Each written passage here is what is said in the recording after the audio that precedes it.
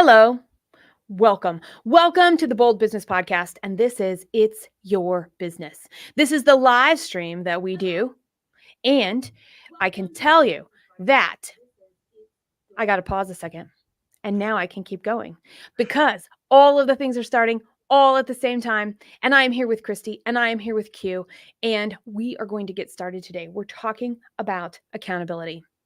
I know some people are like, come on, that's just one of those A words. But you know what? It is. It's not an A word. It's the A word. And what we're going to talk about today, we are going to be talking about the non-negotiables and how that helps us with our accountability and our commitments. We're going to talk about tenacity and how that plays in. And we're going to talk about the compounding effect of all of the effort that we are putting in. So as I stop right here, as I keep going, as we're going to let everybody be settling in, we're going to take a moment and we're going to introduce ourselves to you in this podcast. Christy, Quentin. All right. Christy Maxfield, Purpose First Advisors, strategic business advisors and business valuation advisors as well. We work with businesses who want to grow in order to grow their current income, but also to create more wealth for themselves in the future. Cool. Quentin Ortega, or Q, if you prefer, founder and president of QCO Consulting. Similar field to Christy and Jess. We work on growth consulting, growth strategy, as well as succession and exit planning for the most part. And I'm Jess Duell, your host of the Bold Business Podcast. And at Red Direction, what are we doing? We're asking better questions so that we can take the right action at the right time so that the work we're doing today aligns to our biggest goals that we can achieve tomorrow. And back to our conversation today. We know it's important. We know it's important to foster consistent action. We know it's important to have accountability. We know it's important to have a lot of things, but really why? Why? Why do we say it and we know it? And if you weren't around for our trio's last conversation, we talked about the difference between doing it and not, and actually knowing that it needs to be done and actually doing it. Good resource. Check back, listen in. You know where that is. That's on YouTube. That's right here on LinkedIn. And it's in your preferred listening platform. Okay, so as we jump into this, and why is this important today? I was thinking about this as I was preparing yesterday. Why is consistent action to achieve our biggest goals important today? I mean, it's tax season, if nothing else, right? So brilliant. Every CPA is now our friend. Please consistently add your transactions to your preferred accounting system. I was like, accountability. I mean, we're right approaching the deadline, right? So clearly that's it's important to take those action. You can't put that off. So makes everybody's life easier if you consistently do your bookkeeping. I can't be the only one that's doing my bookkeeping last minute all the time, right? Going through and recombing everything. So I'm pretty sure other people are out there putting it off like I do. But I'm just telling you, if I were your business advisor, I would be saying, dude, let's get it together. I was in a conversation yesterday. Good advice. And it's a company who really wants to grow and has big dreams and likes the dream state better than the actual state. And so I asked some questions and the response about this very thing. And they were like, well, I think I could hire somebody right now, but I don't know. I'm like, oh, I love this. How would we know? And actually, so we brought it back down. And there's one action takeaway was this piece of information is not only going to help you decide, can you really hire that person? Which, by the way, to be able to hire somebody and not really know because your books aren't up to date, that's stinking awesome. Let's just say it.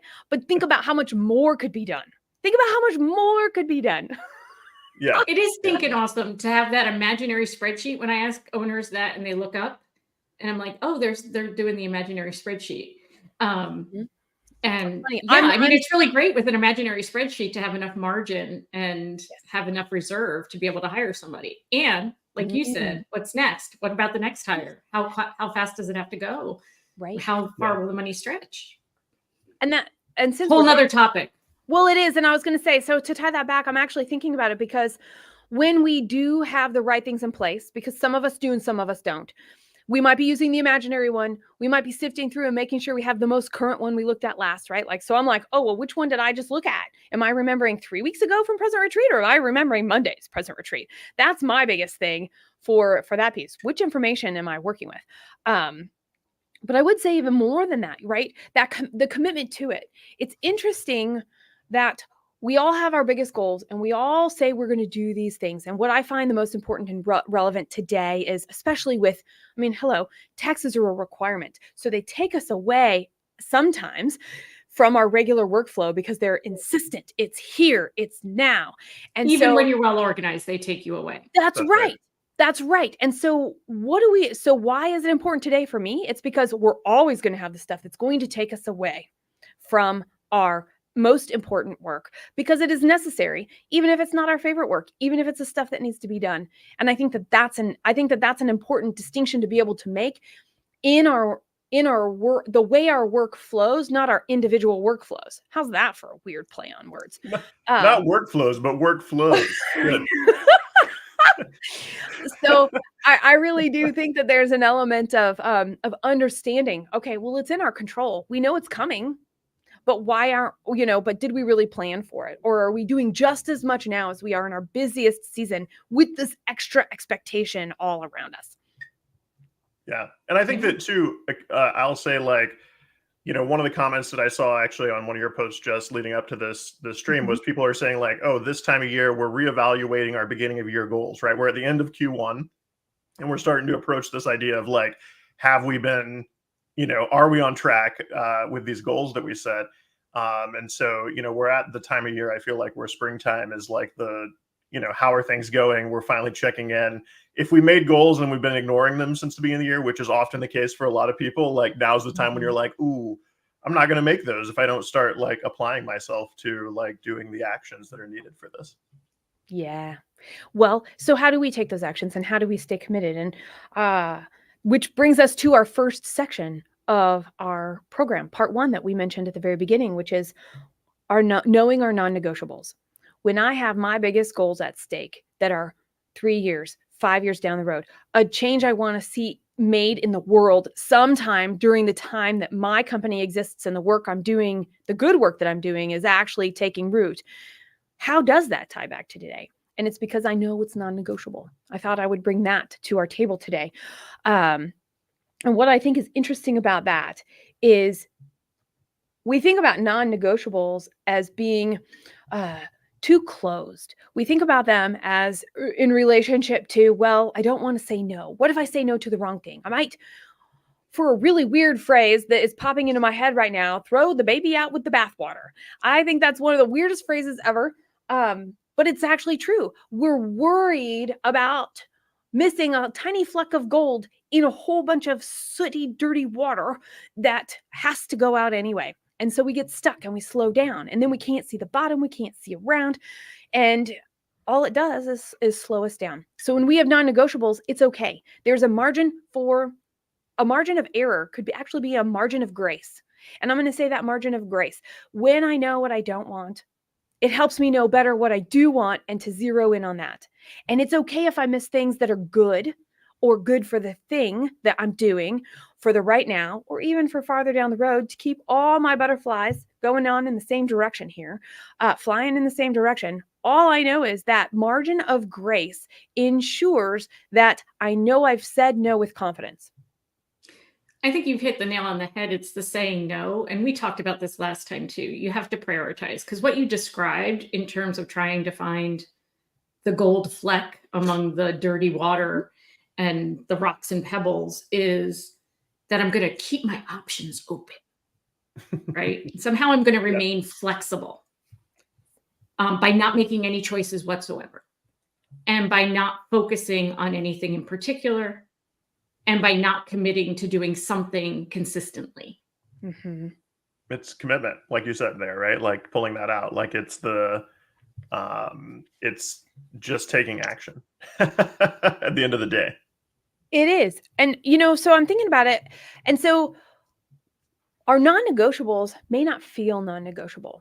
and this is the other part of this particular section that maybe I think we could really bring to set the stage for not only why it's important now, but bringing in this consistent action and achieving our biggest goals.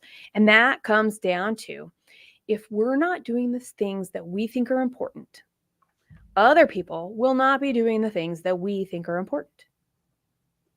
Let's go back even and look at this in a slightly different perspective. And there's a C word here, a credibility word. The word of credibility shows up. And really, we're not going to take consistent action or have that commitment unless we have credibility. And that has to start with us. It has to start with us. And it goes back to our non-negotiables. If I know what to say no to, okay, great. And I'm actually saying no to it, I'm building credibility with myself. I'm building trust in myself. We all have a sense of what's going on. We don't always listen to that voice. And we aren't always really good at understanding the feedback loop of other people either. And we ask for it. And then we get into that realm of, oh, well, we've got to keep all of our options open, Christy, like what you were talking about, because everybody is contributing. So how do we make something for everybody? Well, we can't. So why try? Margin of grace. I think that's going to be my phrase of the day, the margin of grace. And so I do think that we have to start building credibility with ourselves. And as soon as we have credibility with ourselves, that increases our confidence to be able to say, when we communicate something to a client, to our team, to our board, we are saying it with confidence. And then the priorities we have set align that. Other people now believe us. Other people see our credibility. Other people start to have confidence in us, which adds fuel and influences the credibility that we do have. And it's an easy thing to lose. I shouldn't say it's scary. It's an easy thing to lose, that credibility, but it all starts between our own ears. Yeah, no, I totally agree. And I think that, to take it to like an example that I've seen, with clients all the time, I encounter the owner who's frustrated that, the team is not engaging with their systems, their CRM or something like that. Right. And I'm like, oh, but like, are you engaging, as the owner, are you setting that bar of like engagement with those tools? And a lot of times they're not, right? And they have to set that example, right? As a leader of a company, like people are looking to you and they're looking at what you focus on, whether or not you believe that they're paying attention, they are, right? Like, at what you focus on, and then trying to make the right decisions on the company's behalf a lot of times. But if they can't tell what you're focused on, or if what you're focused on is confusing just because you're avoiding something that has to be done, that's a non-negotiable, then that could cause some real confusion in the whole team. So, and if you're consistently inconsistent, they can't trust you. They can't trust that what you said is the priority. And I know teams that wait their owners out, right? You said you wanted X. My experience teaches me I get halfway through doing it, you change your mind, or you change how you want it done, and then I have to do a lot of rework. So if you want people to take ownership, that's something people talk about all the time. Take ownership, right? I can't take ownership of something if I feel like it's going to be ripped out from underneath me, completely changed, tabled, or somehow negated because the owner, my boss, whomever, isn't committed to the priorities they've stated, aren't committed to the course of action, aren't committed to dedicating the resources, aren't committed to seeing it through. And they learn. People learn how to treat you, your spouse, your kids, your employees, your peers. And so if you prove to them that it's a much better strategy for me to wait you out than it is to take ownership, be reliable and consistent, and stay committed to what we've identified, then it's going to be really hard to get the outcome you say you want. Mm-hmm. Yeah. One other thing I would say here is, I know we're going to be moving into more of the details of this, would be, I would be curious from each of you, how do you determine your non-negotiables? And while you're thinking about that, I'm going to answer that because I did come prepared. Crazy. And the first thing I will say is, I know myself. My personal values are going to be the driver with which I show up to everything. And my personal values are different than my household values, which are also different than Red Direction's values, because while I'm part of those things, while I'm a major part and a decision maker in all of those things, including myself, the only one I have complete control of is me. So my 3 personal values, I kept them simple on purpose because I have to be able to show up as me all in to Red Direction, as me all in to the partner in my household, to best represent whatever needs to come up. And so that's curiosity, elegance, and truth are the 3 things that I know that if I am holding true to, and if I feel are a little off, it's time to pause. It's time to go, well, why is that? Where did I miss the mark? Because if I'm not showing up as me, I can't help anybody else in the situation that I find myself in, whether it's at Red Direction for a client, whether it's at home for my family, whether it's just for me and what I want to do next. I think that that's a really important piece. So I do that. And the second thing, in addition to knowing that and living by those personally, I also really rely on my present retreat. I know we talk about that a lot because it's a thing that I do all the time. So it comes out. But the ability to assess where I was, assess where things are, what feels weird, what looks weird, what actually is weird in the data that I'm looking at, out of sync by weird, out of sync, maybe unreliable, whatever it might be. And then being able to then go back to the dream and bring it back to the reality, go back to the priority list and bring it back to the reality, so that there's a gap analysis going on all the time. Because if I'm rooted in exactly where I'm at, and then I'm looking forward to where we're going and what we're expecting, I can actually set the priorities and then communicate those out. And that's actually a big part of what the work that I do for the clients that I'm working with too. What's the big thing? Where are you at today? How do you set and change those priorities and poke holes in it for myself? And that's what I am working to teach other people to poke holes in it for themselves, and then go back to their board, go back to their advisors, go back to somebody like the 3 of us to ask, to talk through it and make sure there aren't any other bigger holes. Nice. Q, you were pondering. What did you ponder? I mean, it's a lot, right? Like it's a good question. And I think that it's a question I haven't asked myself before, right? How do I fully determine those non-negotiables? So I was kind of diving through, like, I'm doing it. I know that I do it. And it just comes kind of like, I don't want to say naturally, but I know I have processes. I just never thought about, hey, what are these processes that I'm using? And I think that, for me, as I thought about it, to tag in a little bit on what Jess was saying, like one of the big ones for me is like self-care and making sure that I'm in the right headspace, right? If I come to a meeting with a client, or an employee or anyone that's helping me, and I'm not where I need to be that day, I know I'm not going to be able to deliver and help them get where they need to be. So, I prioritize that. And then I think I spend a lot of time, I create my like daily to-do list. Every morning I sit down and I say, what is the shortened number? There's an infinite number of things we all have to do every day, right? Me too, everybody, but what am I actually going to try to get done today is kind of the list that I write out. And then after I write that list, I think I sit for a minute and I think about like, okay, what of these things am I the only one that can do?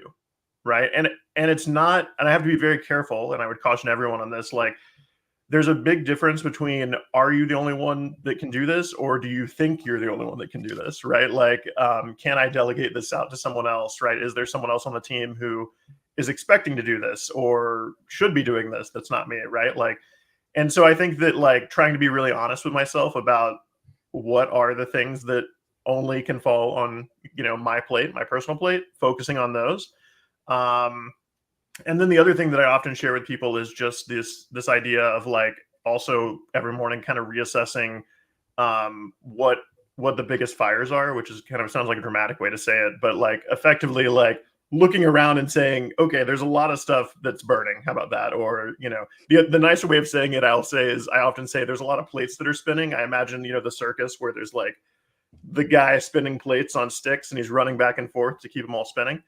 Which one of those is wobbling the most? Which one can I be most impactful on that day? And then that drives a lot of stuff off my to-do list, right? I either have to hand it to other people so that I can focus on keeping those things going, that only I can touch, or I have to find another way, right? So there's mine. Awesome. Off the cuff. Thanks for that question, Jess. I loved it. Now it's documented forever. You've officially committed to this. Now I'm going to be thinking about it all the time. So, yes, of course, right? Right? How do I set my non-negotiables? Yeah. And so I think part of them are, we know what's authentic to us. And going back to our conversation last time about head, heart, and gut, in one of those is going to give you a signal that something's not in alignment, or that you're breaking a commitment to yourself, a commitment. Like, to me, it starts with what's most important to me. And then if that's true, then I can't then do something that compromises that. So if there's a goal you have for your family, if there's a goal you have for your business, if there's a goal you have for yourself, and you've told yourself that there's no way I'm going to make a decision that puts my family at financial risk, then you may have to say no to certain things because you and your family judge them to be too risky. And those are the kinds of things I think especially when we work with early stage owners, if you don't know what your threshold is, if you don't know what your budget, say, for your startup is, and what you're willing to sacrifice, it's very easy to keep throwing good money after bad because of sunk costs. This idea that I'm going to somehow recoup the money and the time that I've invested in something. And that doesn't necessarily go away once you get bigger. It just, the numbers change and the deltas change, and frankly, the risk changes, right? But when you don't know where your threshold is, where you have to say no, even though some part of you says, if I keep going, I think there's hope over the ridge, so to speak. There's gold in them there hills. But if that puts your family at risk and you've committed not to do that, then that has to be a non-negotiable in order for you to stay in authentic truth to yourself and to someone else. So for me, I think there's an idea of like what I just wouldn't do to make a buck, so to speak. Like, there are certain people, there's certain industries, certain things that, even though I think you might be a really nice person, that industry doesn't align with my values and I have to say no. Or you're going to ask me to do something like travel 90% of the time. That might be a non-negotiable, because even though it's going to be a big paycheck and maybe great work and very, very exciting, I've committed to be home more of that time.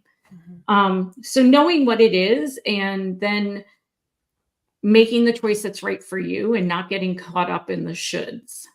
Because for me, that's where I spend a lot of time, I think, is, should I be doing this? Oh, my afternoon meeting just got canceled. Well, I should do these 3 things. Could I do those things? Sure. Is it really important that I spend my time doing them now? Or, to Q's point, go take a walk, take a nap, play with the dog? Because I tend to neglect my mental, emotional, spiritual well-being if there's work in front of me, because I've been well trained to continue working during working hours. So I think you have to understand too, if what you're really trying to do is create more balance in your life and more joy in your life, and really enjoy the freedom that comes with owning a business, which is around making enough money to do what you want when you want, then, what are you going to do with that freedom? And how much of it do you need? How big are your wants? Right? Yeah. I love that. And I think, again, you're in my head, Christy, because I love it. I love it so much, because for years, people often say like, oh, I started my business, like, people are going after money. They say they want to be wealthy, quote unquote, whatever wealthy means. And for years, I've told people like, well, I define wealth as being able to do what I want when I want. So it's not necessarily about the amount of money. It's exactly the word you said. It's about like, do I have freedom of my time? Yes, money is a factor, right? I'm not going to say like, sure, you have to have money to be able to do things, right? But it's not the only driver. And if you lose sight of that framing, it can drive you to do the wrong things, right? Oh, totally. Well, and to your point, and I know we're going to get into this next piece here in just a second, but I will tell you what, Q and Christy, you bring up a really good point, because for me, my freedom is security. Right. And it's very different, because I'm like, wait a second.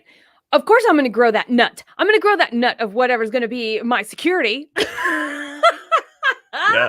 But at the same point in time, being able to say, hey, this is where I want to spend the time. These are the projects I want to prioritize. Here's what I want to do with my time. There is a freedom of time that comes once that stability for me, once that stability is met. And to then the point of what both of you were sharing is, well, is that an alignment? Is that something I can tolerate? Am I within my threshold? Mm-hmm. Yeah, I've been, go ahead, Q. No, I was just going to say one thing about the thresholds that I also thought of when Christy said, like, a lot of early stage founders that we work with, right, which is true, they don't necessarily know where their threshold is, right?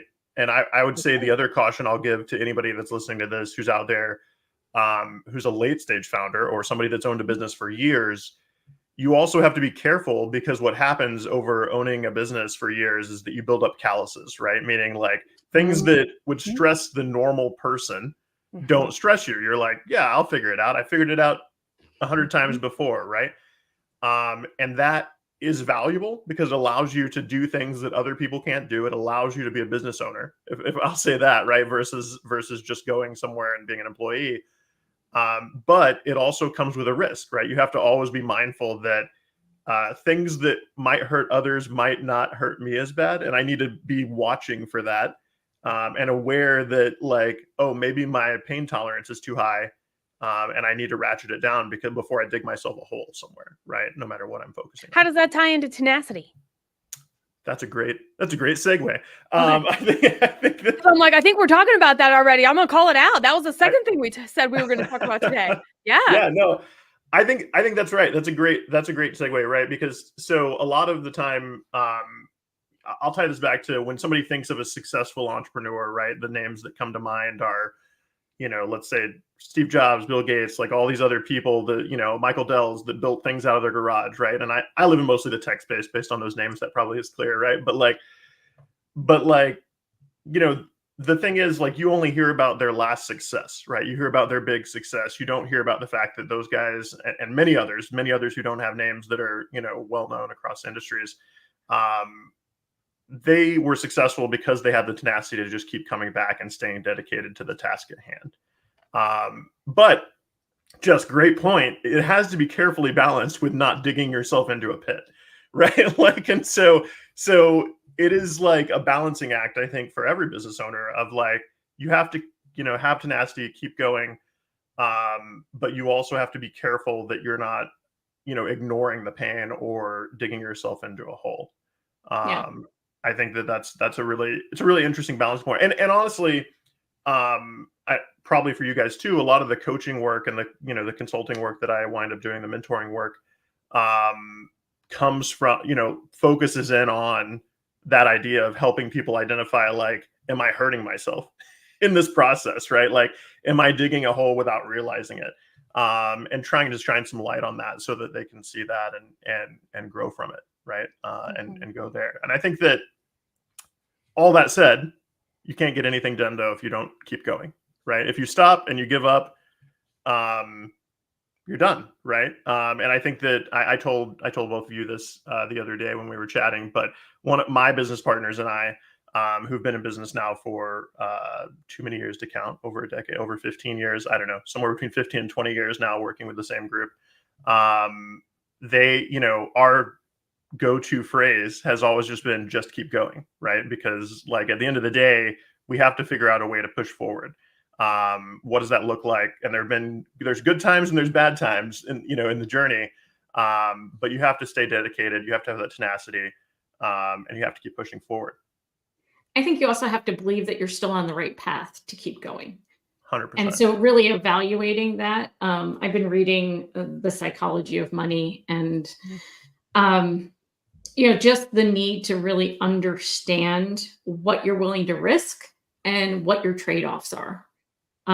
So to just keep going, does that mean you live a more austere lifestyle for another 5-10 years? To just keep going, does it mean you put anything you can save into a relatively safe index fund and leave it the hell alone for the decades that come to follow? I mean, that there's, again, if you look at all the names, there's always an example of somebody who really doubled down and stayed the course, and somebody who tried to game the system. And usually it's the person who gamed the system that you could say they were both being consistent and they were both saying never give up. But what was their time horizon? What were they trying to accomplish? Were they risking things they actually couldn't afford to lose in order to get things they didn't necessarily need? Warren Buffett, there was actually three: Warren Buffett, Charlie Munger, and another guy, right? None of us know the other guy's name, because when times got tough, he was overextended and he lost all of his wealth.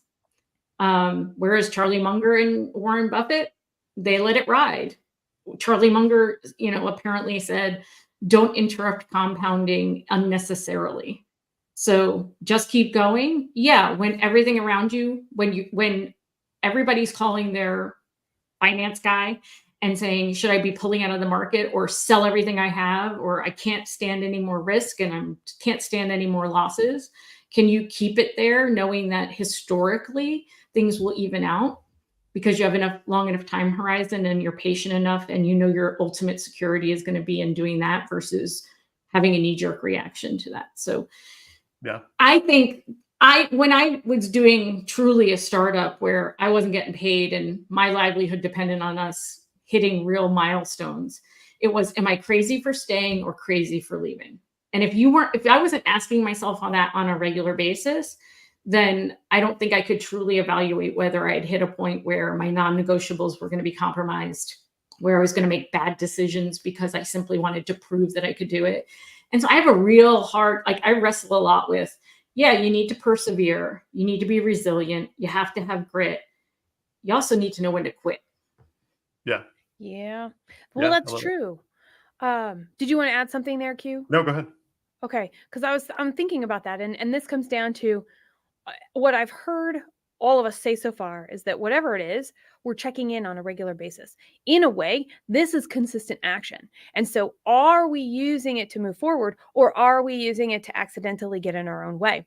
And consistency, we know what not being consistent can bring. That's easy to bring to mind, but it actually is a strength also. And I'm listening to the conversation so far and I'm thinking about tenacity and, it's whatever's important to us within the work that we're doing. Do we care about service? Do we care about quality? Do we care about value?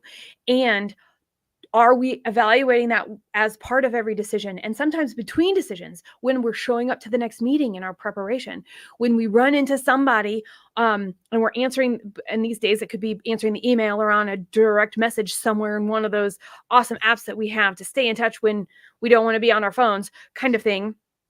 But when we know those as well, what is the ultimate goal? Are the questions that we're asking ourselves are actually, is our ego in the way? Am I, not only is it the right thing right now, is my ego in the way, but there's also the, well, have I asked anybody else about this? Because if I'm not seeing the results I want and I'm part of a bigger organism that's going, where is the disconnect between my check-ins and their check-ins to feedback to me? Because feedback loop matters for credibility. We know if we're on message or off. We know if people are understanding us and perceiving what we're saying correctly. We understand that there's a direct correlation with the work that we're putting out versus the reaction or the result or the ROI that we have asked for. And so that feedback is a big part of making sure that we're in consistent action, whatever it is, we can find out when we're in our own way. Yeah, I love that. I think I recently was talking with somebody about that who, had spent a significant amount of time and effort. This is a business owner spent a significant amount of time and effort developing a new system to help better kind of track what's going on inside their company, right? But along the way, they didn't really ask for feedback, right? They didn't interact as much with the team as they should have, and so they spent a lot of time in a vacuum, is what I told them, right? In a vacuum chamber, developing the tools that worked for them.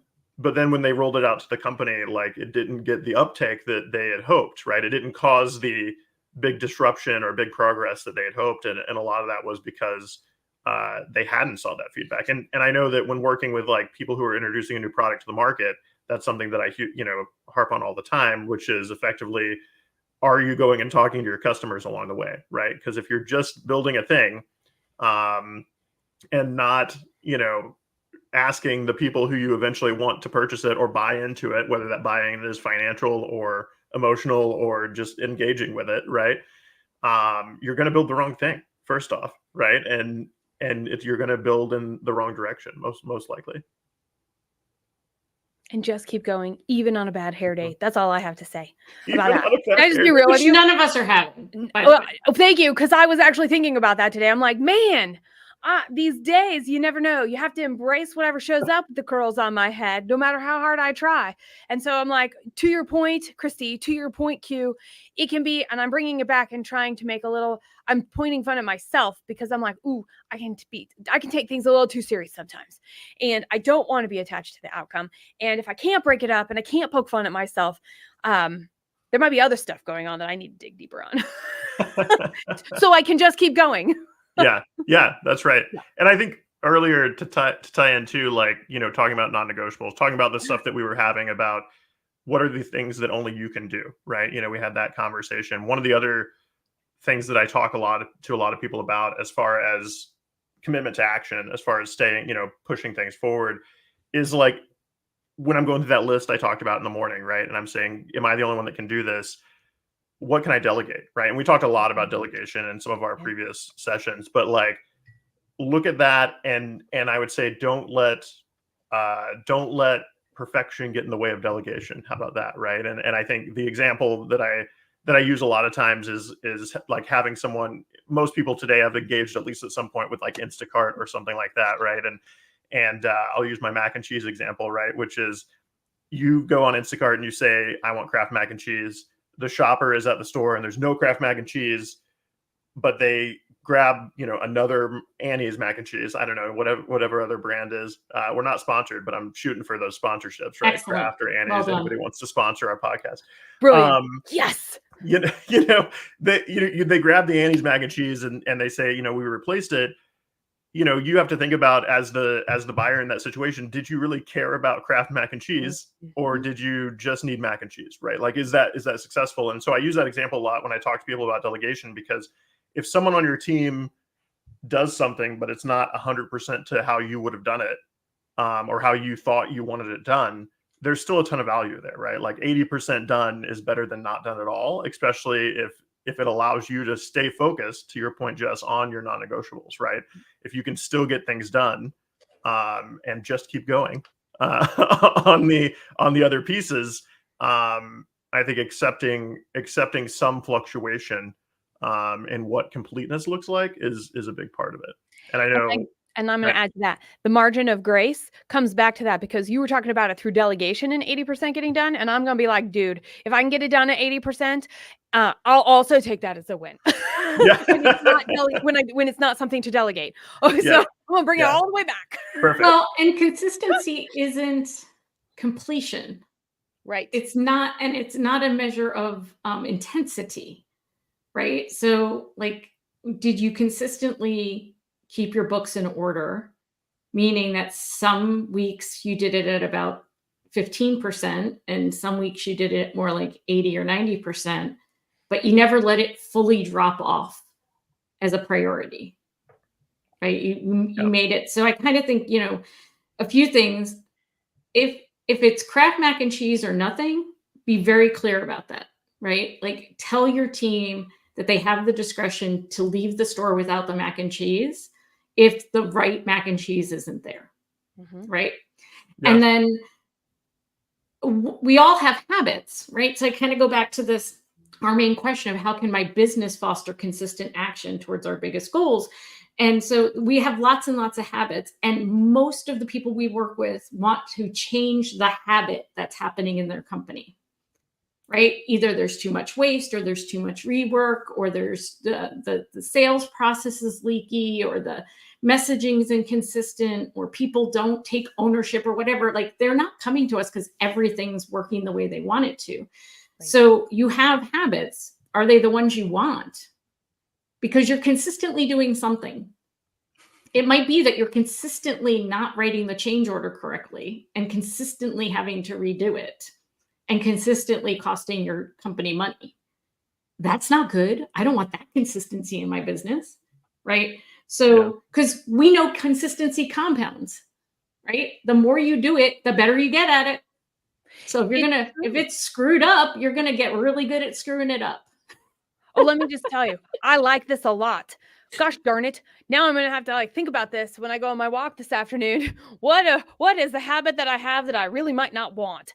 And we're going to interrupt here before we get into this awesome compounding piece, which is the third part, to reiterate. What have we been talking about? Non-negotiables. What have we been talking about? We've been talking about tenacity. And what have we been talking about? Well, Christy Q and I have a lot to say about this whole concept of accountability and how can my business foster consistent action to achieve our biggest goals. And we've given some starting ideas so far that I know you will be able to take away from. And so while you're thinking about this and while you're thinking about, I wonder if I can guess what Christy is going to share with us when we're talking about compounding, we're going to reintroduce ourselves and give everybody a chance to catch up with where we're at so far and check their hair in case they're having a bad hair day and make sure that they're okay with the brand of mac and cheese, or it doesn't matter to them, in their cart. And Quentin, who are you? Quentin Ortega, founder and president of QCO Consulting. We help companies and organizations on growth strategy, succession, and exit planning. Christy Maxfield, Purpose First Advisors. We work with owners who are interested in strategic growth and succession planning. And I'm Jess Duell, your host at the Bold Business Podcast, but also I'm just the third point of this particular triangle so that we never have a tie and can bring a true, instead of a teeter-totter, we can bring definitely 3 different points of view. And that's actually the purpose of what the work at Red Direction is, where we're working at that strategic future level and facilitating those conversations that maybe you're having too much of or not enough of. And that's to be determined through the point of coming back to, do you know what your non-negotiables are? Well, guess what? That was the first part of our program. Do you know how you define tenacity and what that actually can mean for you? That was the second part of our program. And here we go into the third part of our program, which is all about compounding effort. Yeah. So if you know what your non-negotiables are, these things have to happen, or these things can never happen. I'm never going to cross that line, right? And then you're really clear about which ones you care a whole lot about and which ones you just like, it needs to get done, but however it gets done, I'm okay with the outcome and not the process. And then are you doing them on a regular basis? You know, I think we all pull different fields for analogies, but for me, it's like, if you're committed to eating healthier food, have you defined what healthy food is for you? Have you defined what doing that consistently looks like? Because I don't know about you, but I'm going to reach for a cookie if a cookie's in front of me. I'm going to eat some chocolate probably every day because my brain likes it. I'm going to have a cup of coffee or tea, whatever your preference may be. That's also a whole nother show for the 3 of us. It is, for sure. But you know, how have you defined what it means to eat healthier consistently? And are you going to give yourself that grace, that margin of grace to say, today I'm going to thoroughly enjoy eating whatever it is that I'm going to thoroughly enjoy in eating. And tomorrow I'm going to get back to a regular routine of making these choices because I'm really, again, thinking about what my trade-offs are. If I eat the cookie every time I want the cookie, I'm going to not have the health outcomes I want. If I neglect my books every time I want to neglect my books, I'm going to spend more on accounting. I'm not going to have the information I need to make real world decisions. I'm going to miss opportunities that upset me that I missed them. I'm going to be oblivious to opportunities because nobody bothered to come knocking because they kind of got a sense that I probably couldn't step up to the plate anyway. Right. So whatever field of life you pull this from, you know, and find your analogy, find the part of your life where doing something consistently, whether it was making your bed every morning or reading to your kids every night, there's something you do consistently that is a positive from your point of view, a positive thing that you do. And you've made it a priority and you're clear about what it means. You're clear about what it means to do it at 80% or 20% or 110%. And then you're making conscious choices about what you're doing. So if we take that to a company level, it goes back to all the things we started with, which are, you know, what do you actually think is important? If you're not consistent in communicating that to your team, they won't know. and they will just start doing things that feel productive versus doing the things you want them to be doing. So your consistency, your ability to be in alignment with yourself and then show up consistently with them. There's nothing we hate more as human beings than people who we don't know who's going to walk in the door that day. We don't know if Happy Christie's going to walk in or Crazy Christie's going to walk in or 18 ideas and, stop doing what you're doing and do this new thing, Christy. If that's where you're working, that's not good. You're one of the people they're trying to get away from, and you're not getting the consistent outcomes you want out of your business. Mm-hmm. So we got to be consistent on the front end if we want consistency on the back end. Yeah. I love that. And I think one of the things that you said earlier that has really stuck with me out of that, right, is like the reminder that we're always doing something. Always. Right? Like even like everybody is always doing something, meaning like even if you're choosing to procrastinate, that is the thing you're doing right then, right? Like if you're choosing to, watch Netflix when you should be taking calls, right? Like you're making a choice, right? And so framing like your day to day as you go through with like, okay, no matter what, even if I'm just sitting here meditating or sitting here with my eyes closed or reading a book, like I'm always doing something. Am I doing the right things enough, right? To move things forward for the goals that I want. It's interesting. Big sigh. A big sigh from I know. Jess. There's to get out of my face. At this moment in time. So yes, I was like, I'll take a breath. That's my pause before I keep going. Once upon a time, I actually wrote a blog post called, or I had a conversation about something called Stop, Drop, and Roll. And it was all about how do you pause before you keep going? Because we've been talking about choice. I love it. And Christy, earlier you actually mentioned the psychology of money.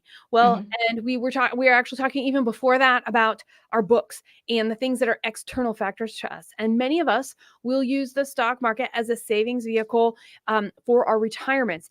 And now our retirement is tied to something totally out of our control. Yet, what are we taught and what do we know to be true about the stock market? It doesn't matter what the day-to-day ups and downs are. Over time, it always goes up. So putting something in and letting it grow through the ups and downs is incredibly important. How that relates to business, though, does come back to what you two were talking about, a choice. It also comes down to, what am I reinvesting? Yeah. One of the reasons the stock market works over time is usually there's something in there that's returning a dividend. So there's even if we actively are not doing anything, it's doing it for us. So to bring that back into our day-to-day business, to bring that compounding concept into what we're doing, it's, well, where are we reinvesting? Are we doing one more push-up? Are we taking one more breath before we open our mouth? Are we, are we deciding, I am going to not do something for a while to see if this is a habit I would like to change, to invest energy differently. And so I think that that's the piece that I want to bring back into the compounding part. Set it and forget it does work for a lot of things. At some point, it will become death by 1,000 paper cuts. There is a tipping point, hands down, that's all. And so we have to understand, well, if we know that's going to be the case, we can't forget about it forever. So set and forget it is only as good as our situation is. And if we're always doing something and we're always making choices, we're moving towards something or not, or away from that. And so how do those systems help us? So this is what's coming up for me around this, because this is my strategic alignment piece coming in.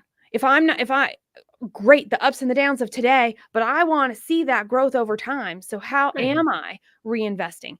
Do I have enough energy to be happy until I go to bed? Or am I falling into bed exhausted every night? Or am I so depleted, I'm actually not getting a good night's sleep, which is taking away from what I might be able to do tomorrow? Yeah. Or are you always changing where you're investing? Like maybe this year you pumped money into sales, but then you didn't see what you wanted to see. So you're pulling that back and now you're pushing it into technology. And then you didn't see what you wanted to see. So you're pulling it back and you want to do marketing, right? Like where are you reinvesting? I don't think anyone would suggest to set it and forget it as much as evaluating what you're doing to understand if you're actually getting the benefit of consistent action, right? I would never, I don't think Warren Buffett said it and forgot it. I think he's intimately aware of what his investments are doing, but he's also made the conscious choice not to try and make the most money today. He's not a day trader, right? And he's not playing the same game as a day trader. And so that other piece of that book and these ideas that I'm wrestling with are really like, know what game you're playing. If I'm comparing myself to a company that's in a very volatile market where heavy investments in technology are needed, where I could be expecting to have to raise a lot of money and not see profit for quite a long time, that's a different game than having to invest in a very brick and mortar heavy industrial manufacturing type of industry. It's very different than having to invest in a business where there's a lot of direct sales, right? It's not a click it and buy it kind of situation, right? So know who you're benchmarking yourself against. And even within that space, are you playing the same game? Is the other person trying to get as rich as possible, as fast as possible, while you're trying to maintain some level of security and long-term growth? If so, then you shouldn't be making the same decisions because you're not trying to do the same thing. And here's the thing is, as much as everybody will tell you about what they're doing in their business and who's doing what and who we should follow, we don't know. Because they barely tell themselves, let alone anybody else in their company, let alone strangers like us who want to know, how did you do what you did, right? So I think knowing really what you want and trying not to get caught up in playing somebody else's game. Okay. And so I'm going to take what you said. I'm going to raise you on that. I'm going to go, yes, and I'm going to say yes, and to the part where you were like, when you were talking about, you can't put something, money or investment or time into something and then pull it all out and then go someplace else. We completely agree on that. What I would say to that is then maybe when you put it in, it might be the point you put it in, you put in the effort, and now you're going to let it grow with whatever investment you gave it while you design the next with the resources that are now available. Well, yeah, so and you're going to evaluate what's working and what's not working. But we have to give it time. And you're going to experiment small, right? Small, like before I throw a long time. Think about what you're saying about Warren Buffett. He's in it for the long haul. We're talking about this long-term thing. So we have to decide, and it goes back to our conversations, I think, about risk tolerance is, well, are we throwing enough resources at it for a short period of time to get a fast response? Or are we going to go and do it a little bit of a longer term? And what does make sense for that to be there? So designing the experiment to understand the compounding, Christy, is, I think, that the thing that I would add to everything that you were saying. Yeah. And if you're at the end of your business ownership horizon because you have not figured out how to live forever, and you've decided that you want to do something else, whatever that is. Maybe it's a different business. I don't know. But your time horizon is different than somebody who's just starting. And your time horizon is different than the person you might sell to or bequeath to or gift to or otherwise bring in to run the business, right? And knowing what your business's time horizon is versus what your personal time horizon is. I may be in an industry where I see the next 5 years are full of growth opportunities, but I'm tired and I don't want to do that. I want to take what I've got, protect what I've earned, reap the wealth that I've created, and go take my toys and go do something else because I need a break. But that doesn't mean my business time horizon isn't there to be fully invested in and matured by someone else. So, what's your time horizon? And if something doesn't go right, let's say I do have a longer time horizon, or I don't, I'm going to just suck it up and say, okay, I'll stay another 5 years because I want to ride this wave out. And I don't think I'm going to get another wave. And this is my last wave. I'm really ready to be done, but I'm going to ride the wave anyway. What happens if it does go sideways? Do you have enough time to recover from it? What's your margin of grace? What's your margin of error? Most of us don't have a lot of money we can throw at something to fix it when it doesn't go the way we plan. And nothing's going to go the way you planned. I think that's like nothing. not the flight you want to take tomorrow to go on vacation, not the walk you think you're taking with the dog later. Like nothing is going to go exactly as planned. And you either have enough time to absorb or enough money to absorb the impact and do what you need to do to react. So time horizon is a big part of the equation as well. Yeah. And I think all of that ties into just like goal setting and revisiting those goals. And whether that's for your life or for your business, knowing kind of the vision of what you want to achieve, knowing the timeline, to your point, Christy, of when you want to achieve that by, and then making sure that, you know, and to things that Jess has said in many of our other sessions, right? Making sure that you're looking back at those goals and saying, are the actions I'm taking pushing me, you know, towards those every day, right? Am I taking some small action? Because I'm always taking action, as we discussed earlier. Some action is being taken constantly. Are the ones that you're choosing, you know, kind of pushing towards that slowly. And then I think I'm going to say too, like that, I'm going to add that it's patience, right? A little bit of it's patience, right? In that consistency, being consistent and having the patience to be consistent, because I think a lot of entrepreneurs, a lot of business owners, I'm gonna go forth and say all entrepreneurs and business owners always want the outcomes faster than they can be there, right? We are all people that want, when we see the path we want to take, we wish it was here today, right? Like we wish we could accelerate it today. And so, but realistically, you can't, right? It takes time, it takes patience. And so I think that applying, you know, to these consistent actions a long time, just keep going, right? All these things we've said add up to achieving those goals and getting there over time. But it requires remembering that it's going to take time, right, to get to where you want to be. So what was our biggest takeaway? What was our biggest takeaway today? I think for me, I have two for today, right? And one of those is, which I said I'd be thinking about consistently, which is how do I determine my non-negotiables every day, right? Like thinking through, like, I know I have processes, but better understanding what those are and why I've created them is going to be a fun activity for me. And I think the other thing is, you know, you're always doing something. I'm going to keep harping on that because that was my favorite thing that Christy said today, right? Like, and like that'll also be stuck in my brain for the next week, or month or year. We'll see, right? Doesn't matter what you're doing, you're always taking some form of action. Inaction is action, right? At its core.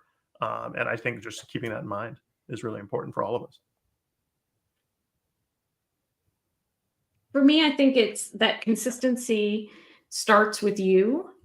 And like, if you go back to, you know, how does my business foster consistent action that allows us to achieve our biggest goals?